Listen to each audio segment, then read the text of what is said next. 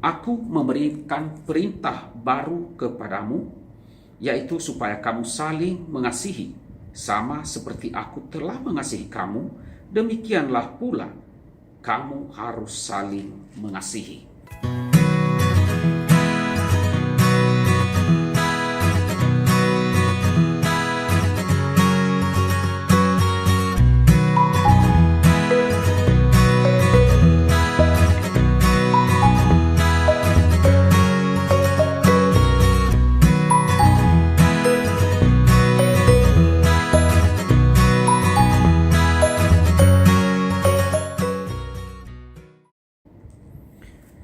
Shalom Bapak Ibu dan Saudara-saudara yang kekasih di dalam Tuhan Yesus Kristus.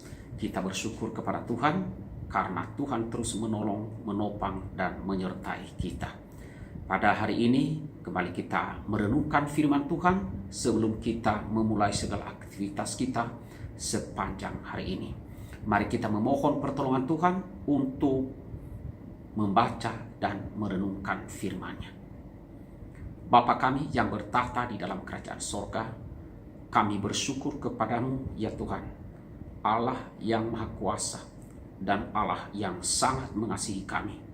Kami percaya kami ada karena kemurahan-Mu saja, karena Engkau mengasihi kami dan terus menopang kami.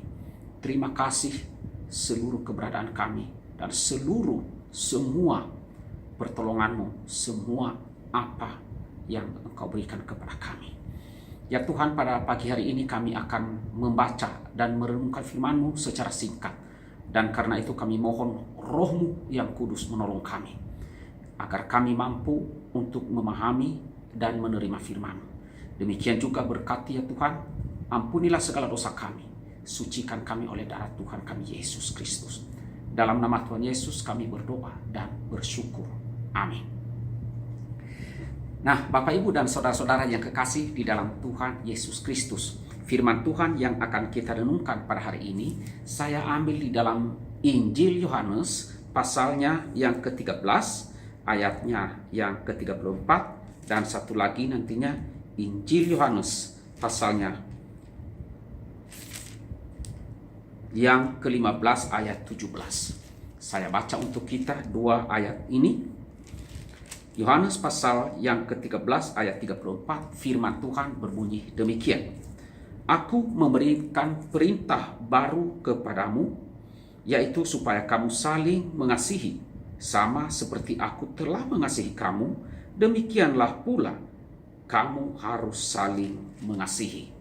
Dan pasal 15 ayatnya yang ke-17. Inilah perintahku kepadamu, kasihilah seorang akan yang lain. Bapak, Ibu, dan Saudara-saudara yang kekasih di dalam Tuhan Yesus Kristus. Di dalam bacaan kita pada hari ini, Tuhan Yesus memberikan perintah kepada murid-muridnya untuk hidup di dalam kasih. Untuk mereka hidup saling mengasihi satu orang dengan yang lainnya. Sebagaimana Yesus Kristus mengasihi mereka, sebagaimana Tuhan Yesus Kristus telah menyerahkan diri bagi mereka sebagai penebus dosa manusia. Nah, inilah yang merupakan perintah kepada kita dan nasihat kepada kita juga umat Kristiani. Nah, saudara-saudara yang kasih dalam Tuhan, Tuhan Allah yang maha kuasa telah memberikan teladan kepada kita untuk mengasihi, yaitu dengan Ia mengutus anaknya Yesus Kristus datang ke dalam dunia ini dan rela berkorban bagi kita, umat manusia yang berdosa ini. Anak yang dikasihi oleh Allah Bapa, Ia serahkan sebagai pendamaian antara kita dengan dirinya, dengan diri Allah sendiri, dan mengangkat kita menjadi anak-anak Allah. Nah, Tuhan Yesus sudah menjadi persembahan yang harum bagi Allah. Nah, demikian juga kita sebagai orang percaya. Kita juga harus meneladani dan juga mempraktekkan ini dalam hidup kita. Itulah yang Tuhan inginkan kepada kita.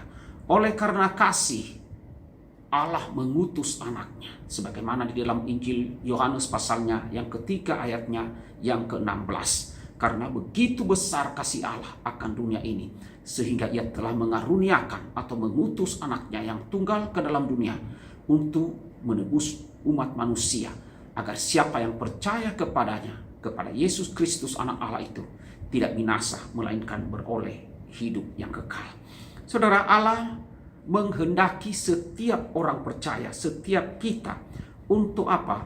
Untuk mempraktekkan, untuk menyatakan kasih dalam hidup kita melalui perbuatan-perbuatan iman, melalui perbuatan-perbuatan kita yang nyata. Nah, kita seharusnya menghasilkan buah-buah kasih di dalam kehidupan kita. Nah, saudara-saudaraku yang kasih dalam Tuhan, kehidupan orang Kristen tidak dapat dipisahkan dari kasih. Artinya, saudara, setiap orang yang percaya kepada Tuhan Yesus Kristus, maka ia harus punya kasih, memiliki kasih. Dan kasih itu harus dipraktekkan, harus terlihat, harus nyata di dalam kehidupannya. Kasih yang seperti apa, saudara? Saudara, kasih yang bukan hanya sekedar di mulut saja, ya, bukan hanya sekedar slogan, bukan hanya sekedar di dalam kata-kata, tetapi kasih yang diwujudkan di dalam perbuatan, kasih yang diwujudkan di dalam tindakan yang nyata di dalam kehidupan sehari-hari. Nah, kenapa demikian, saudara? Sebab kasih itu berasal dari Allah. Kasihlah yang menggerakkan Allah Bapa datang ke dalam dunia ini di dalam diri Yesus Kristus. Kasih Allah itulah yang menggerakkan kita. Dan setiap orang yang mengasihi Allah, setiap orang yang melakukan atau mempraktikkan kasih, berarti orang itu lahir dari Allah dan mengenal Allah. Dan barang siapa tidak mengasihi, ia tidak mengenal Allah, sebab Allah adalah kasih.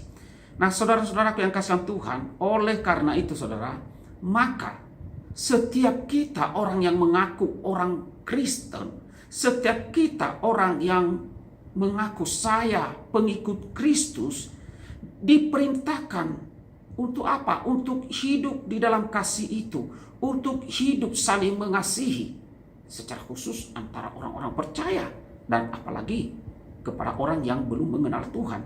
Jadi mengasihi dengan kasih Kristus adalah seharusnya menjadi gaya hidup kita setiap orang yang percaya. Tuhan Yesus berkata, dengan demikian, ya, artinya saudara, dengan kita saling mengasihi satu dengan yang lain, maka semua orang akan tahu bahwa kamu adalah murid-muridku. Ya, kita ini adalah murid-murid Tuhan, bahwa kamu adalah murid-murid Tuhan Yesus jikalau kamu saling mengasihi. Saudara, inilah identitas orang percaya. Orang percaya itu tidak hanya terlihat di dalam pengakuannya di depan umum saja bahwa ia adalah orang Kristen, tetapi saudara, orang Kristen itu harus mempraktekkan, harus menyatakan, harus mendemonstrasikan kasih Tuhan di dalam kehidupan sehari-hari, di dalam perbuatan-perbuatan yang nyata. Setiap orang yang percaya harus hidup saling mengasihi dengan dasar kasih, yaitu kasih yang diterima dari Yesus Kristus, Tuhan dan Juru Selamat kita. Saudara, hidup di dalam kasih berarti harus membuang semua sifat-sifat manusia lama, ya, yang cenderung egois, yang cenderung mementingkan diri sendiri dan tidak punya kepedulian dengan orang lain. Dan bukan hanya mengasihi orang yang mengasihi kita, tetapi juga kita harus mampu untuk mengasihi orang yang menyakiti kita ataupun yang membenci kita. Ingat saudara, ketika Allah menyatakan kasih-Nya kepada kita, kita masih seteru Allah. Kita adalah musuh Allah. Tetapi Allah menyatakan kasih-Nya. Ia tidak menunggu kita mengasihinya dulu, tetapi Ia terus menyatakan kasih-Nya. Nah saudara, bila kita tetap memperlihatkan kasih kita kepada Kristus dengan menanggalkan manusia lama kita, ya, yang cenderung egois, mementingkan diri sendiri dan tidak peduli dengan orang lain, ya, maka kita harus bisa mengalahkan itu, ya, mengalahkan dunia ini dengan segala kemewahannya, mengalahkan dunia ini dengan segala gemerlapannya. Dan marilah kita hidup, ya, kita hidup belajar untuk saling mengasihi sebagaimana Kristus telah mengasihi kita. Yang terutama dari kasih itu kita seharusnya mau belajar. Mau belajar dari siapa? Yaitu dari Yesus Kristus. Dari kasih Yesus Kristus yang telah kita terima. Saudara, di dalam kasih Tuhan Yesus Kristus, Yesus memberikan teladan yang luar biasa bagi kita, di mana kasih Yesus adalah kasih yang tidak memandang, ya, tidak memandang muka. Artinya, saudara, tidak membeda-bedakan, tidak melihat apakah orang ini cakep atau jelek, apakah orang ini kedudukan sosialnya tinggi atau rendah, atau dan lain sebagainya. Tidak, saudara. Kasih Yesus Kristus yang menjangkau semua tanpa membeda-bedakan, dari golongan apapun, dari strata sosial apapun, dari warna kulit apapun, ataupun dari suku apapun. Ia mengasihi semuanya dengan kasih yang tulus dan kasih yang menyelamatkan. Itulah kasih yang dikehendaki oleh Tuhan Yesus Kristus kepada kita, di dalam kita orang-orang yang percaya kepadanya, di mana kasih Kristus harus mewarnai hidup kita, harus nyata, dan kita pun mewarnai dan menyatakan kasih Kristus itu di sekeliling kita, dimanapun kita berada. Nah, saudara-saudara yang kekasih di dalam Tuhan Yesus Kristus, kiranya dengan renungan firman Tuhan pada hari ini, marilah sebagai orang yang percaya kepada Tuhan, sebagaimana Kristus memberitakan kita, yaitu untuk saling mengasihi dan untuk mengasihi orang lain, bahkan musuh kita sekalipun. Marilah kita melakukannya sebagaimana Kristus telah mengasihi kita. Amin. Mari kita berdoa. Tuhan Allah Bapa kami yang bertahta di dalam kerajaan sorga, kami bersyukur kepadamu ya Tuhan, karena Engkau adalah Allah yang mengasihi kami, karena Engkau sangat mengasihi kami ya Tuhan, dan karena kasih itulah yang menggerakkan kamu, Allah yang maha kudus dan maha kuasa. Justru Engkau datang ke dalam dunia ini untuk menolong dan menyelamatkan kami, membebaskan kami dari belenggu dosa, dari cengkeraman iblis, menyerahkan anak Yesus Kristus bagi kami. Ia rela mati disalibkan demi kami orang yang berdosa ini, agar kami selamat. Tuhan, terima kasih. Tuhan, tolonglah kami untuk mengasihi Engkau dan mengasihi sesama kami, sebagaimana perintah Yesus Kristus Tuhan dan Juru Selamat kami, untuk kami saling mengasihi di antara kami orang-orang yang percaya, dan juga mengasihi orang-orang yang juga tidak mengasihi kami. Karena itu mampukanlah kami, biarlah kami mampu mempraktekkan itu tanpa pandang bulu, tanpa harus membeda-bedakan, karena Tuhan Yesus telah memberikan kami teladan agung untuk melakukannya. Ya Tuhan, berkatilah seluruh jemaat pada hari ini. Tuhan, tolonglah semuanya agar mampu untuk hidup bagi Tuhan, hidup di dalam kasih Yesus Kristus. Di dalam nama Tuhan Yesus kami berdoa dan kami bersyukur. Amin.